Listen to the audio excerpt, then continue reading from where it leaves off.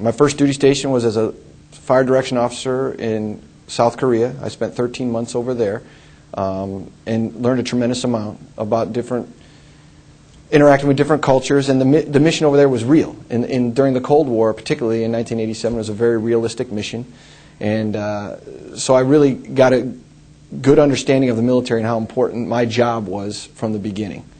I've also been stationed at Fort Stewart, Georgia. I spent 3 years there. While I was stationed there, I deployed to Operations Desert Shield and Desert Storm.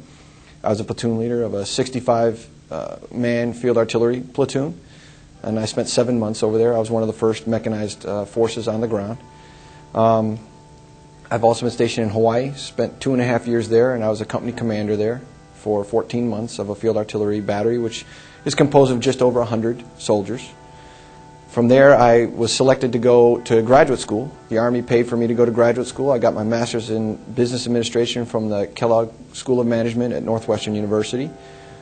And that was a tremendous experience for me because it really opened my eyes to the world outside the Army. Because up to that point, I came into West Point when I was 17. And so that was my first experience in the civilian world, frankly. And I loved it. And it really broadened my horizons. And I really felt like I brought something to the table also at the school. Like I could offer a unique perspective that many of them could appreciate. From there, I went to West Point, and I taught for 3 years at West Point. I taught economics, public finance, and international economics. I then moved to Fort Knox, Kentucky, where I worked in marketing for Recruiting Command, which is a challenging job to figure out where the best position recruiters and to market the Army to the civilian. And then I was selected to become the professor of military science here at UCLA. So that's my 18-year career in a nutshell. It's wonderful.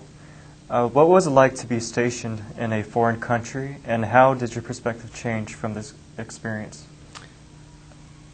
When I went to West Point, I had never traveled out far. I grew up in Chicago. The farthest I'd been from Chicago was Iowa and Wisconsin, which are the two adjacent states. And so going to Korea was a life-altering experience for me because you saw a whole different culture and you learned to appreciate a whole different culture. And I took advantage of that. I made friends with several Korean nationals who spoke very little English, but we learned. And I took the time to try to learn the language a little bit so at least I could say hello and thank you and the basics as opposed to making them try to understand me.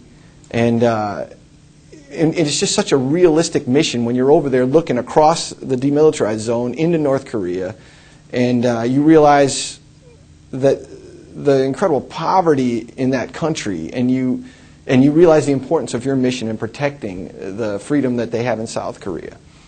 And then my second overseas tour, obviously, I spent quite a bit of time in Saudi Arabia, but there I didn't have as much interaction with the population. It was more I was out in the desert preparing for the possible war with Iraq. But even then, you gain an appreciation for the incredible cultural difference. And so we went through a lot of training that taught us appropriate ways to behave and the ways that the Saudi Arabians would perceive things that we did. And I just found the importance of being very respectful.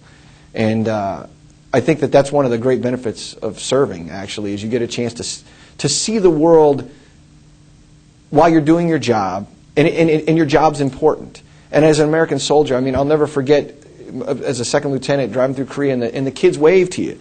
They're on the side of the street, and they're waving, and they respect you and admire you. And that's a powerful feeling, to be in another country and have people respect you and for who you are.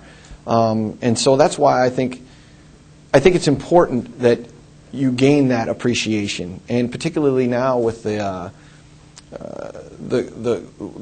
global war on this ideology, this outrageous fundamentalism that America's fighting in Afghanistan and Iraq and throughout the world. I think it's important that the whole time that we're doing that, we're still very respectful of the culture. Because what I'll tell my cadets all the time in class is the average Iraqi gets up in the morning and wants to go to work and have a good day for his or her family. And they're not insurgents, and they're not the enemy, they're our friends. And you have to keep that in mind during any operation. And while there are folks out there that don't want us to succeed, I think it's important that we keep our mind on the importance of the good people in Iraq and Afghanistan. The vast majority of Iraqis don't want to hurt anybody. They just want to live their life, practice their religion, raise their children, and have a happy life. No different than any American. And so it's incredible to serve overseas, to be perfectly honest with you.